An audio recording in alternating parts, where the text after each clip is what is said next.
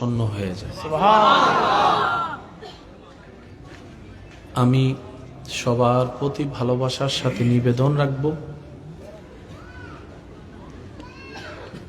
যেইটুকু সময় রব্বুল আলামিন আমাকে আপনাকে বলার বসার সুযোগ দিবে, এই সময়টা যেন আমরা সবাই ভিক্ষুক হয়ে বসি রবের রহমত পাওয়ার আশায়। পারবো ইনশাআল্লাহ? বেশিক্ষণ সময় আমি আপনাদেরকে কষ্ট দিব না। আমার মাইকওয়ালা ভাইকে বলবো, যেহেতু রাত গভীর হচ্ছে, ছোট আওয়াজও অনেক সময় বড় হয়ে যায় রাতের বেলায়, আপনি আপনার মতো করে মাইকের আওয়াজটাকে এমনভাবে সাজিয়ে দেন যাতে আমাদের মাইকের আওয়াজে কারো কষ্টের কারণ না হয়। কি বলেন আপনারা? সওয়াব কামাতে গিয়ে যেন আমরা গুনাহ কামাতে না হয়। আপনি আপনার মতো করে যেভাবে আপনার ভালো লাগে ওভাবে করে মাইকের আওয়াজকে সেটিং করুন, যেন কারো কষ্টের কারণ না হয়। কারণ ইসলাম কখনো কাউকে কষ্ট দেওয়া পছন্দ করে না। আর আমরা হচ্ছি সেই নবী রহমাতুল্লিল আলামিনের উম্মত, যেই নবী পাথরের আঘাত খেয়েও দোয়া করতে ভুলে নাই। নবীর উম্মত যারা আছেন তারা বলেন সুবহানাল্লাহ। আর একটু আস্তে করে বলেন।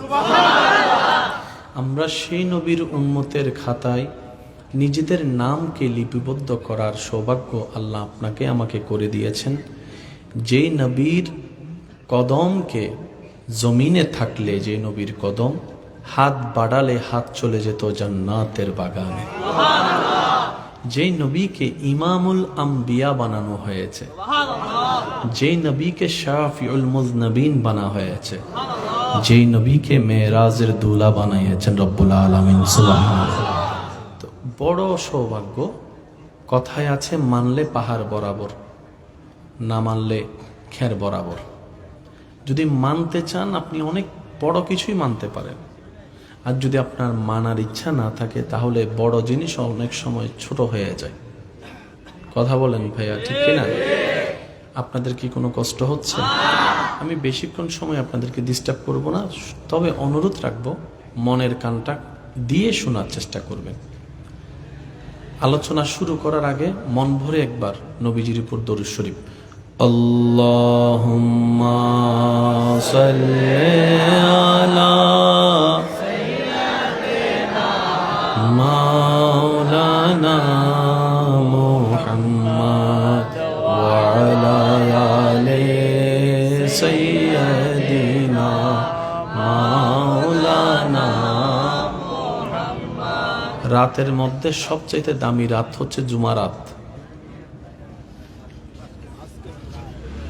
আজকের দিনের মধ্যে সবচাইতে দামি দিন হচ্ছে জুমার দিন।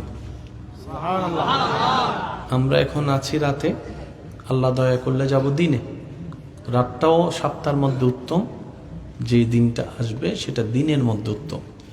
আর নবী রহমাতুল্লিল আলামিনের হাদিসের ফরমান, সপ্তাহে 2 দিন আমার উম্মতের আমল আমি নবীর দরবারে রবের পক্ষ থেকে পেশ করা হয়। তন্মধ্যে এক রাত হচ্ছে বৃহস্পতিবারের রাত। সেজন্য মন খুলে দরুদ শরীফ আমরা সবাই পড়ি, আল্লাহুম্মা সাল্লি আলা সাইয়্যিদিনা মাওলানা মুহাম্মদ ওয়া আলা আলি সাইয়্যিদিনা মাওলানা মুহাম্মদ। যে বা পড়ে প্রেমের সাথে দরুদ নবীর উপর,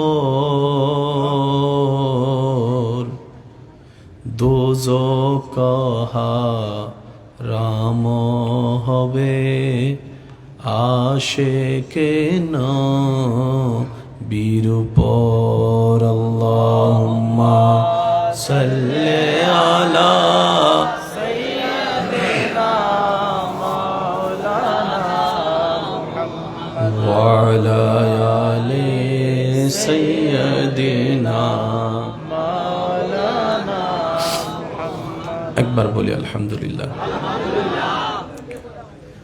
এই সমস্ত আয়োজনগুলো আমার বেশি ভালো লাগে, এই আয়োজনগুলো। মন খুলে কথা বলারও চেষ্টা করি, যেহেতু দিল ভালো লাগে। তা আমি আশা রাখবো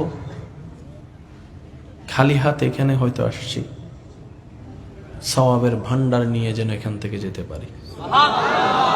আর একটু জোরে। আপনারা আমাকে সহযোগিতা করবেন, আমি আপনাদেরকে সহযোগিতা করব এই সওয়াব কামানোর জন্য। মনে রাখবেন, কিছু কিছু জায়গায় কিপটামি করা ঠিক না, তোর মধ্যে একটা জায়গা হচ্ছে সওয়াব কামানোর সময়। যেখানে সওয়াব আছে সেখানে কিপটামি করা ছাড়া করতে থাকবেন, অলসতা কইরেন না। সওয়াব কামাতে কোনো অলসতার সুযোগ নাই। কিছু কিছু লোভ মানুষকে জান্নাতে পৌঁছায় দেয়। সুবহানাল্লাহ গড়ে যায় বলি, আর একটু আস্তে বলি।